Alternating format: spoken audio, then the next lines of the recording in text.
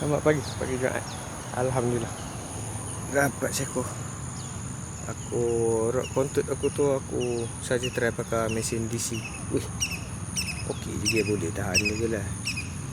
Selalu aku pakai Nexa yang kecil tu. Ini aku pakai Shimano DC. Mantap, try lagi. Oh, mana? Okay. Aku nak pergi ambil gewang aku. 3 gewang aku sebarang sana ni. Nak dapatkan ni seekor. 3 gewang aku. Aku nak ikuti gewang aku. Aku bawa keluar macam ni. Rod pendek. Mantap. Okey, aku dah ambil gewang aku dah. Ini aku datang kat spot beli. Aku pacak stand jap. Ini bocet so yang aku dapat. Aku tak ambil video tadi.